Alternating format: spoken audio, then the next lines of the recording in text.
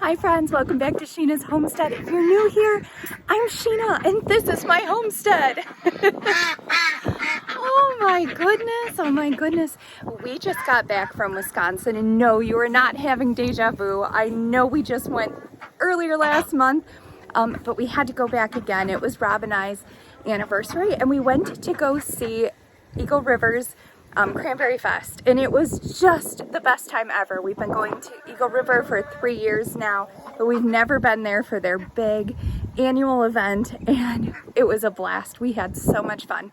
We were only there for 4 days, and Rob's dad takes care of our house and all of our little animal friends while we are gone. So I'm just so excited when we get home to head on out to see what has changed, what's new, what's going on. So, oh, sunshine, I know.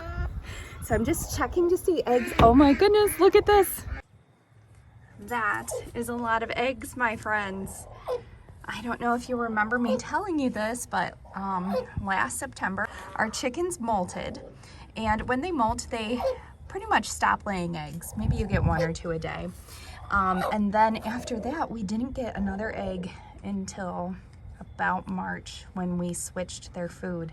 And after we switched their food, we started getting eggs again. And when I say not a single egg, I mean not one, which is really rare for us. We usually get about 50% of normal production. Oh, I know, let's just see what you have down there. Thank you.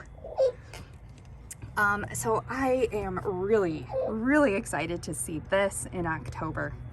That's good news. So yes, it is October and things are starting to change around here in the Midwest. We don't have a lot of colors to our trees yet. They certainly did up north.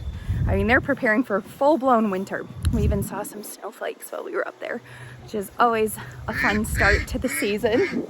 I know, guys, I know. I'll bring you some food in a minute. So yeah, it was a really fun time and a good way to kick off fall. But coming back here, a little bit sad. In the front, you know, my zinnia patch, which has my whole heart. It's dead for the season.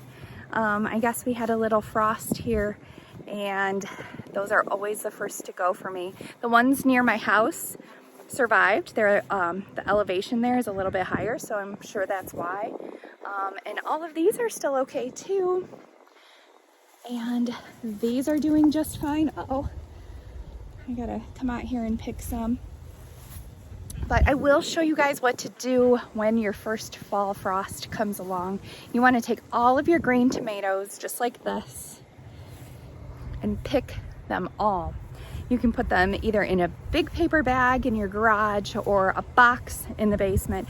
I like the box in the basement idea better. As long as you can spread them out evenly, you'll get less mold that way, and they'll have more time to ripen up for you. But yeah, you could see this plant here. This one is really not doing well. So, I mean, they're probably not going to ripen up. Yeah, look, it just came right off. We are going to have a couple nice days coming up here, but I think it's probably time to pull them all and try the boxed method in the basement. And then I'll show you what's going on over here. Some more sadness, but we're gonna get our very final pick out of these green beans. They did so good for us this year. You can see they're struggling so bad to hang on. So we're gonna take what's left here, even the little guys, and call it a season on these. But these are awesome producers. This is my Blue Lake green beans. There's a couple more down here. This one was a red variety. So neat. I love to have different colors in the garden. Some red cabbage growing. Here is another baby. It's getting bigger. I think this one really likes the cool weather. And of course the Swiss chard is doing just fine. Just fine. along with his big brother and big sister over here.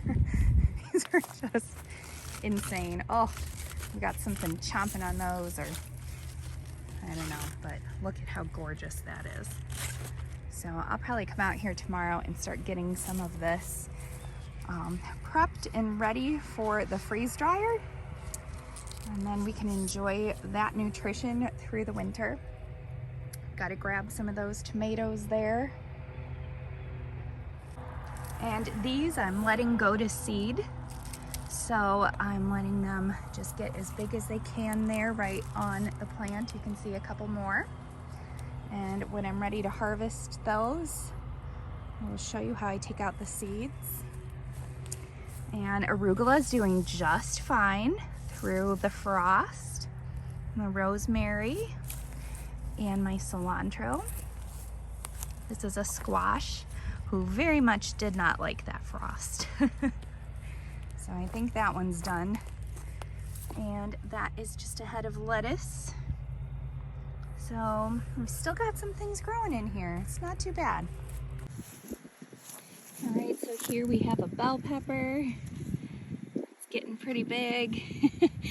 These plants are underneath this tree here.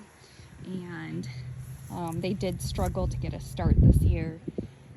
So I'm just happy to get a little something out of them. My plants over here, which have way more sun, did a much better job. And this is like the 4th round of peppers on this guy. So I'm very happy about that. And this is my jalapeno. Oh my goodness, just rocking and rolling. So we'll take some of these. I don't mind if they're little. They're easier to chop up and get into the jars. So pretty.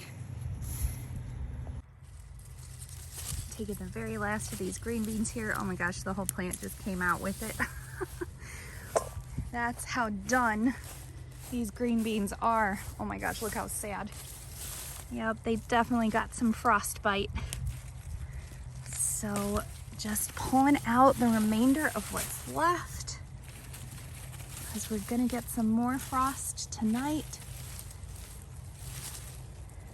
It's a little early for us to have a frost. We're supposed to frost towards the end of October, and this did happen last year too. And it's unfortunate because we will still have lots of nice weather left in our forecast before things turn for the worst. But frost, just 1 or 2, and that's it. And you're done. And you're done all the way until next season. It's so sad. But, you know, it is what it is. So we just got to get as much out of here as we can for tonight, and we'll take it day by day. So we are racing the clock. The sun is going down, and I'm just trying to salvage out of here anything that I can. We're doing a good job. We're getting quite a few things. Oh, here is a nice cucumber. Woohoo! I'll take it. Deal, Mother Nature, deal. All right, this is what we have so far. Not bad for October. But now I am going to try and get all of these green tomatoes harvested away. Okay, well, wish me luck, friends. I am going to pull out the big guns. I have 4 kids with 2 helping hands each. I'm gonna get them out here to help me pull like crazy before the sun goes down. And that way we can salvage something out of the rest of what's here. And don't forget, we have our winter garden growing, so it's not all is lost. It's just this is the end of our summer harvest, and I want to get as much out of it as we can.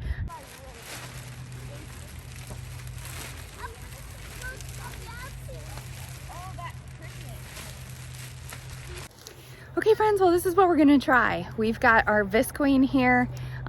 Rob is jack of all trades. He's got everything in the garage that any girl could possibly need. So when I told him we've got the frost coming, and I wanted to try and save some of this stuff, we got the kids out here to pick, and he brought out this roll. So this is what we're gonna try. We're trying to wrap my garden in this Visqueen and see how much longer we can get out of it. So this is gonna be an experiment. And we're just gonna see how it goes, and I'll keep updating you along the way, and we'll see. Maybe this solves everything.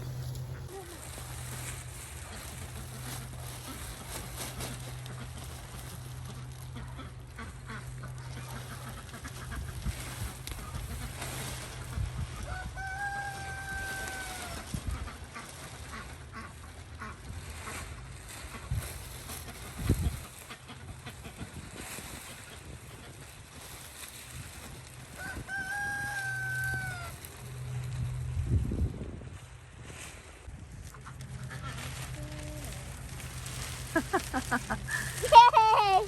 It's a cozy little greenhouse in here. Yes, it is. I think I found my new favorite place. Now it's my favorite place. All hands on deck, right? Oh. So for now we are just holding this down with some boards and some rocks. But I think this will at least help it survive the night. Kind of looks like a little spaceship here, but that's okay. We're making it work. So this is really neat in here. I think everything's gonna do just fine, at least for the night.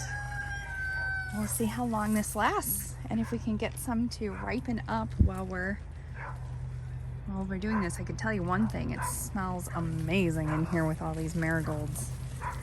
Just awesome. So I'll give you an update on if this works. In the meantime here, the kids and I are going to pick the rest of these because they're done. They are too far gone. All right, well, look at that. 6-hour car drive, got home, realized it was gonna freeze tonight, and we just tossed this up, and I think that it's gonna work.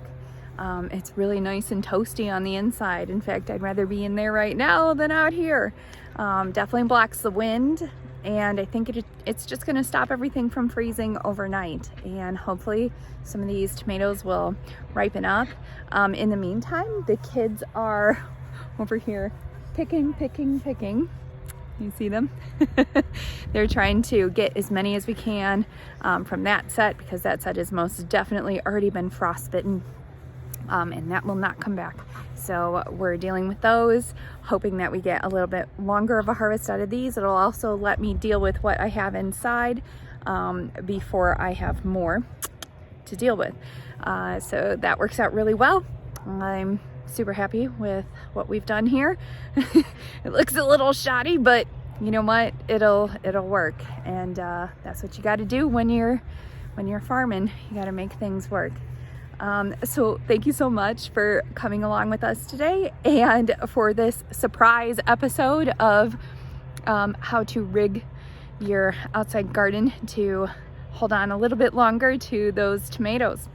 We're trying to beat the frost, trying to beat Mother Nature. Thank you so much for following along. I've had so many new subscribers in the last month. I am just very, very grateful and very thankful for each and every one of you. And I hope that you see through my episodes that gardening can be easy and you can do it. Of course, we're gonna make mistakes together. Of course, there's new things that we're gonna always try and sort out, and what might work for me might not work for you, and that is okay. And we can share our information and grow, literally and figuratively, together on this journey that is homesteading and farm life. So I hope that you feel inspired, and I hope that you want to try a garden next year. If you haven't tried one in this past year, you can do it. I promise you can. It doesn't take that much work, that much effort, and the amount of return that you get from the love that you put into the earth is just amazing. I mean, this garden is on its way out now, but look at that. Look how much growth there still is, and all the things that came out of that ground that we did together. It's just a beautiful thing, and it's very rewarding. So I want to encourage you to do the same. And if you can get a chicken or two in your area, do it. They are so easy to take care of. Don't get a rooster if you live in a rural area. They are very loud, and they're very loud and annoying at times. So just get yourself a couple hens and get yourself some eggs. It's just it's amazing. It's wonderful. So thanks again for following along. I hope you guys have a wonderful week. Stay blessed, and I will see you soon on Sheena's Homestead. Thanks for following this Wednesday update, and I will see you Sunday. Bye, friends.